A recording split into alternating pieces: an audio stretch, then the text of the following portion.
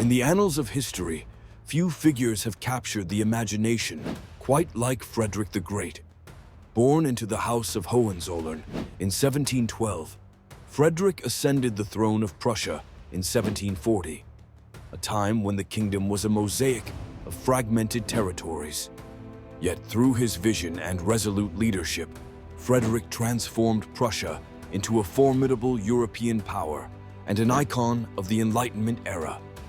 Our story begins in the opulent courts of the Kingdom of Prussia. Frederick, endowed with a keen intellect and a passion for the arts, was not initially perceived as a warrior king. His father, Frederick William III, known as the Soldier King, was a harsh and disciplined ruler, obsessed with militarizing his realm.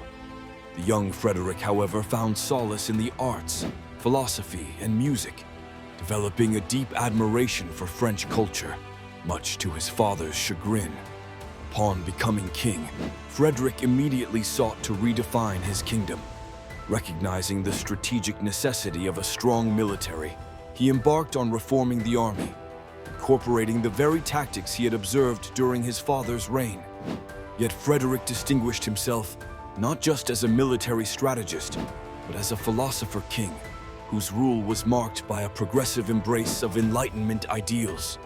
One of Frederick's most significant accomplishments was his role in the War of Austrian Succession. With the coronation barely settled, he saw an opportunity to assert Prussian power. In 1740, he boldly invaded Silesia, a wealthy Austrian province, setting off a series of conflicts that would eventually enhance Prussia's territorial clout and influence. His military campaigns were characterized by speed, surprise, and cunning tactics, earning him the moniker Frederick the Great. Frederick's military prowess, however, was only part of his legacy. As an enlightened monarch, he championed numerous reforms, aiming to modernize and rationalize his kingdom. He encouraged religious tolerance, reformed the judicial system, and sought to expand freedom of the press, establishing Prussia as a beacon of progressive governance. Frederick was also an accomplished musician and a patron of the arts, engaging in correspondence with luminaries like Voltaire, and even inviting him to his court. Yet Frederick's reign was not without its challenges. The 7 Years' War, from 1756 to 1763, tested the limits of his leadership. Against a coalition of major European powers, including Austria, France, and Russia, Frederick's forces were often outnumbered, but his tactical brilliance and determination eventually led to a stalemate, which was concluded by the Treaty of Hubertusburg. Although the war left Prussia weakened, it emerged as a recognized great power on the European stage. Frederick was a complex character, and his reign was marked by contradictions. While he promoted rationalism and intellectual freedom, his administration was highly centralized. He retained the serfdom system, which kept much of the rural population in feudal dependency. His interest in Enlightenment thought was often secondary to the pragmatic demands of statecraft.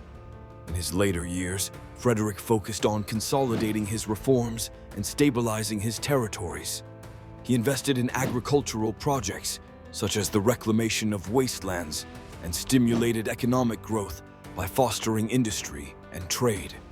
His personal life was characterized by solitude and a rigorous work ethic, often retreating to his beloved Sanssouci, a summer palace in Potsdam, which he filled with art and music. As we consider Frederick the Great's enduring impact, it is clear that his legacy extends beyond the battlefields and boundaries of his time. He left behind a modernized Prussian state, a precursor to the future German Empire. His life epitomizes the complexities of Enlightenment philosophy in practice, a deft blend of the military and the intellectual, the autocrat and the egalitarian. Frederick the Great passed away in 1786, leaving a kingdom transformed and an indelible mark on European history. His influence is evident not only in the monuments and structures of Prussia, but also in the philosophies and political ideologies that he helped cultivate and spread across the continent. As we conclude our journey through Frederick's reign, we glimpse the dual nature of power, how it can be wielded with an iron fist or a thoughtful pen, and how, in the hands of those like Frederick the Great, it can lead to both formidable strength and enlightening progress. His story is a reminder of the potential for greatness that lies at the crossroads of ambition and intellect, and how the legacy of such figures continues to shape the world we live in today.